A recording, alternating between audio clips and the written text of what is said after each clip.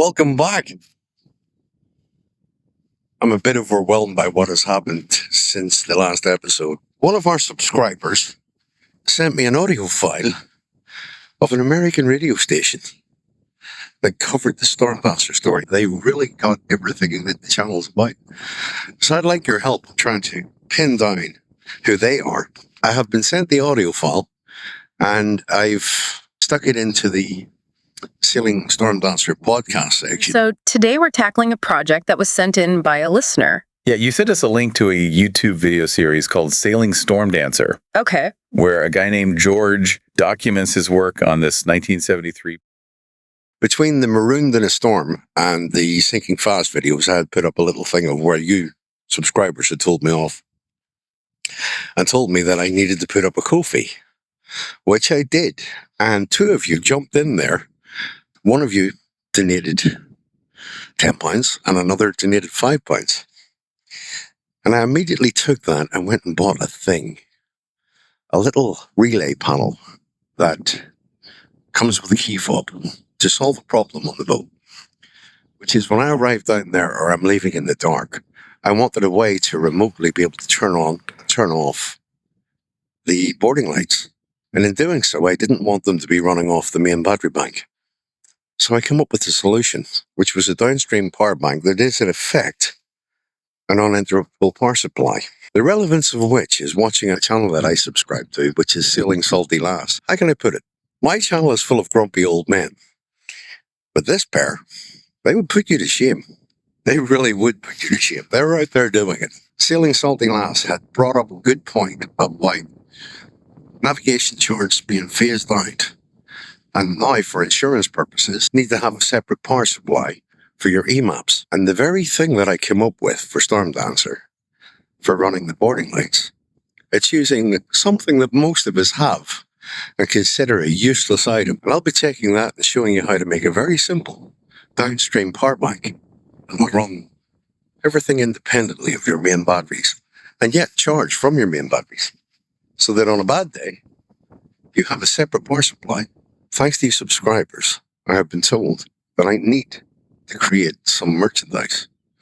And I've gone out of my way for you grumpy old men to create a Shopify account, to design a coffee cup. And that coffee cup I shall put here for you to see it. I think you'll like it. I'm not happy about the prices they're charging, but they're there for you. Meanwhile, let's get into this. Let me show you. You know what this is, right?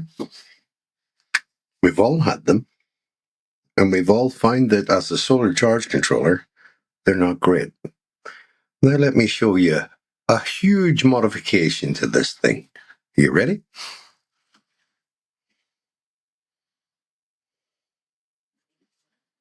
Modification complete. I'll just let the penny drop for a second. Charge controller. Not solar, simply charge controller. So instead of putting a solar panel into here that needs to get to 12 volts before this can work, if we feed this directly from our power bank, we get two USBs and a charge controller, which means we can have a downstream battery that'll charge and an output that is voltage protected.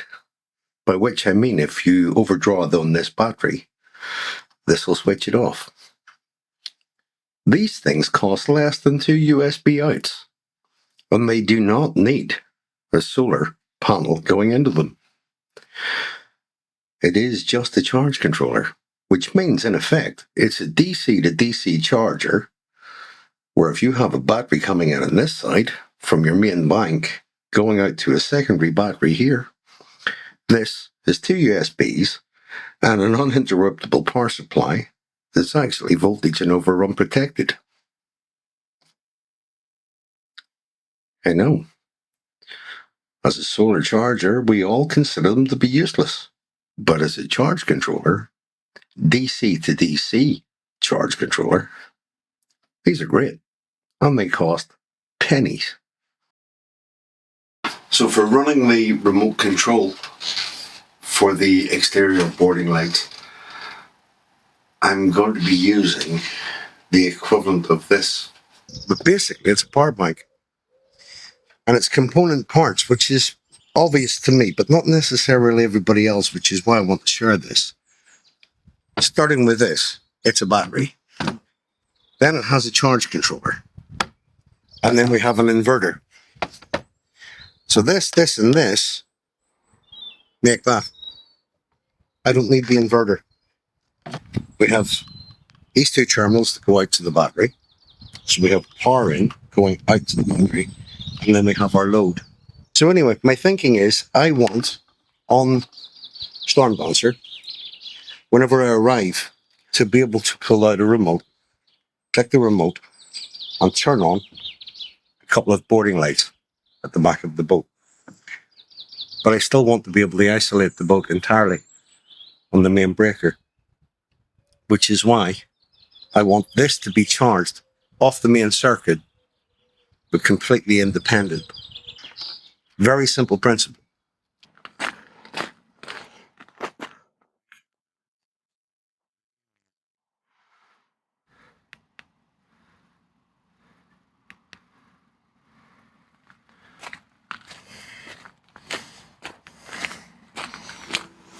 Now, for those of you who have watched the previous episodes, you will know that the port side hull was completely sunk and the floor got waterlogged and pretty much destroyed. And that left me in the situation of needing to make a new piece of flooring with marine ply. But I had an idea that if I stained and varnished the ply and then ran a couple of grooves up it just through the varnish with the router, I would get this traditional flooring appearance rather than just leaving it as a bare ply board. And I wasn't sure how effective it was going to be. So I sealed the bottom of the boards, took them down to the boat, trimmed them to size, sprockled about to put them in place, and I got this. Meanwhile, we have new subscribers. And as most of you well know, when I get new subscribers, I check out your channels, your boats, your stories. And this new one, Sailing Spear Wreck, 28 videos, 28 subscribers, new to the world of sailing, and it's one of the most heartwarming stories from my point of view that I've seen in a while. And a few questions, As I said, I am an absolute amateur at this. I'm only just beginning. I've got a huge amount to learn. I was recently introduced to a catamaran, which moves a lot different. It actually moves a lot more like I'm used to. You don't get that side-to-side motion so much, which is something that, again, it took me by surprise when I first started sailing this one, because with my powerboat experience, you don't get side-to-side motion so much. So when you're sitting sailing and the next thing, your generator gets launched from there over to there, it's a complete surprise. But the catamaran moves a lot different. So what I'm looking for is something that I can go cruising in, take the family in, and who knows, I might end up getting a catamaran. Somebody might know. If you know one that's lying in a marina somewhere that's been abandoned, let me know. I'll go and have a look at it. But one thing I do know, this is only just the beginning for me. So it has occurred to me that on Sailing Storm Dancer with 1,500 subscribers, and most of you either have your own boat or want your own boat, quite a few of you have started your own channel and it's not getting any exposure. So I'm going to make a point of each of you being able to contact me at svstormdancer@gmail.com and send me a few clips of your boat, a link to your channel, and I will include a little cameo on each of my episodes where it's available. And then all of you guys can make a point of subscribing to each other and getting yourself a little bit of watch time that way. This one made me smile. This is a subscriber who went and bought a boat and discovered that monohulls do tend to lean over, but it is a beautiful boat. And as for this, I have a lot to learn. What you need to learn is keep the decks above the waves. Make sure the rag is tied to the stick. After that, it's all fairly straightforward. You can learn to sail in a weekend. It takes a lifetime to perfect the art. There's nothing stopping any of you. Which is why on this channel, sharing the silly little things that most people won't share, like how to make a floor. You put the grooves into the rider through the varnish to get it looking marine. It's so simple, but if you haven't seen it done or you haven't thought of it, and then we get down to other silly little things. I needed curtains for Storm Dancer, and I wasn't gonna go reaching for. If you want curtains done properly, you gotta contact the girls in Salty Glass. But I came up with an inventive way to do it, because that's what the Storm Dancer channel is about. And I went on to Google, and I discovered I could buy polyester napkins, 1 foot square, in a pack of 10 for pennies. And this is how we made the curtains. Again, something to share. Okay guys, by now you know the drill. Someone nip up on deck and have a quick look around to make sure the non-subscribers have all gone at this point while I put the kettle on, and let's get a chat. So, this with the curtains, there's a story to share here. And the story to share is quite simple. When I went looking for curtains for the boat and realized that they were basically going to have to be 1 foot square, going on to the like of Google to look for boat curtains, they don't do them in this size. And specialist marine providers of things like this want a clean fortune. When I discovered that you can buy polyester napkins in a pack of 10 for £10, or for those of you stateside, $10, it's like, hang on a second. All I need is a packet of eyelets and a hammer. And how do we cut the holes in this? It's like it's polyester. It'll poke through with a soldering iron. Oh, that's not the right way to do things. Yeah. You know the drill. And that's the irony. There are so many guys that I have been around across various boat yards in the UK across the years who have used a term that is, if you can't make it for your boat yourself, you can't afford it. And that's a bizarre statement, but there's a reality behind it. Your relationship with your boat is you have to put a lot of time and effort into maintenance and taking care of it, because the sea is impartial, but it wants to reclaim it if you're not there. And then it comes down to the expenditure, where people say a boat is just a hole in the water where your money goes. And I disagree with that entirely. It's a lifestyle, but it's also a vocation. And that's where this phrase, if you can't make it yourself, you can't afford it, comes into it. In reality, most boats are not luxurious millionaires' yachts and gin palaces with a fleet of engineers, and the guy can afford to hire in somebody to do this, that, or the other thing. It's way more down to earth than that. And in the UK, with our weather, Ireland, Scotland, Wales, I mean, summer is on a Wednesday once every 3 years, and that's if you're lucky. The rest of the time, it's cold, it's wet, it's miserable, and your boat is a lot like going camping. It's not clean, it's not tidy, and it takes a particular mindset. Slightly deranged is possibly the term that you want to be reaching for, but it's probably less deranged than somebody putting the price of a house into something that's going to be bobbing about in the ocean, that at the first opportunity that it gets when your back's turned, it's going to sink, which is the fate of every boat in history at some point. And the only thing that keeps your boat from being well, X meters under is your effort. Which means the reality for most people is they're looking at the boat and thinking, I can't afford it. There are boats lying in boat yards everywhere in the country that need love and attention. And people say a free boat is the most expensive boat you can buy. Well, that's true if you can't do it yourself.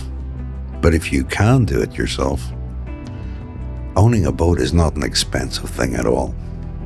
Other than in time, an investment, and in ingenuity, and the effort that you put into it, and the rewards for it are fascinating.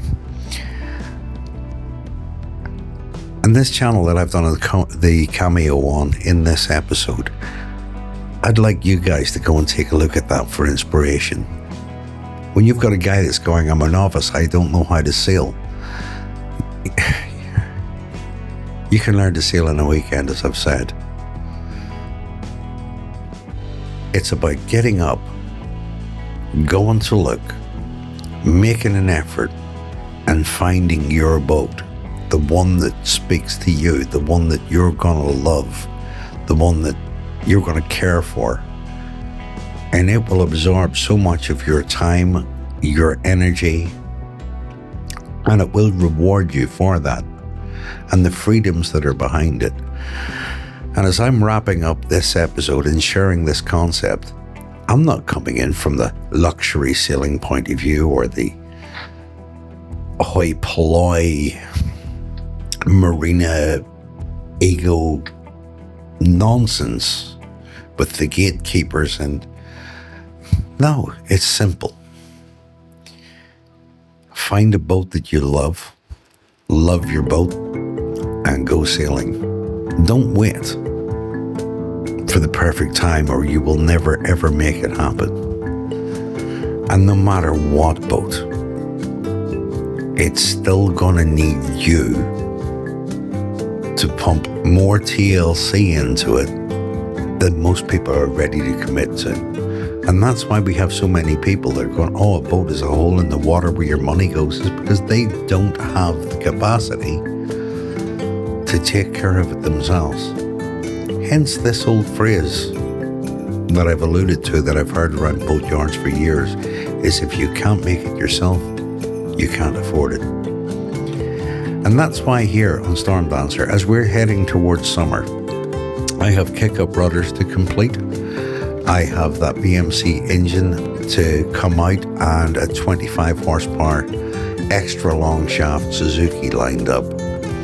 And yes, she's two-stroke, but she's also an engine that I'm aware is identical to one that was originally on Storm Dancer some 20 years ago.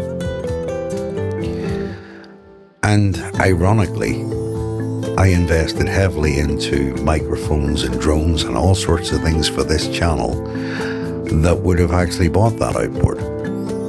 And for those of you who are being supportive of the channel, like the two guys that went on to Ko-fi, it puts a little bit of heart back into making things happen. And we are on the chase. We're halfway there to being able to actually go and just buy that outboard. But come this summer, I want to be taking Storm Dancer out around local waters and bring you guys along for the journey. And that's why so much time is going into making a floating shed, which is what all boats ultimately are. A glamping pod into a pleasant place to be before I take her out to rattle around in the islands of Strangford Loch and get to know every nuance of Storm Dancer and how she handles under sail and under bar as I ramp up for the ultimate journey that I want to take with Storm Dancer. And those of you who are long-term subscribers are well aware that I want to be able to look at early next year sailing down the French canals into the Med and like a ragamuffin rattle about out there in the sunshine, roughing it in relative comfort. And then meanwhile, there's so many of you that jump into the comments who have done exactly this, and for some reason feel that it's not authentic to these fancy sailing channels, and I disagree. I actually think it's the other way around. I think the fancy sailing channels are very misleading as to what it's like to own a boat, what it's like to be doing it on a budget, and to be doing it with nothing but the love of your boat, the care for your boat. And that's why I have cameoed Sailing Spear Rig. That episode just reminds me so much of whenever I bought Storm Dancer. That boat is real. That boat is solid. That boat is beautiful. And its only downside is that it's a monohull. And it's not apparent to everybody that comes from motorboating that if you have the stick sticking up in the air and the weight swinging underneath of it like a pendulum, yeah, there's nothing to stop it from leaning over. And then we have the argument that catamarans tip over. It's not true. Catamarans don't tip over in the wind. Think about it. If you haven't reefed your sail, that's got nothing to do with the catamaran. That's to do with the captain. It's sea conditions, wave conditions, and too much sail that puts any boat over. In a storm, you reef or heave to, and you use the head. That's a double entendre. Anyway, until next time, folks. We have the Ko-fi page. We have the Shopify shop. We have a call to action for you to jump into the comments and let me know your channel exists. Even if you've only got 2 subscribers, I don't care. If you've a story to tell about your own boating life, hit me up on svstormdancer@gmail.com and we'll take it from there.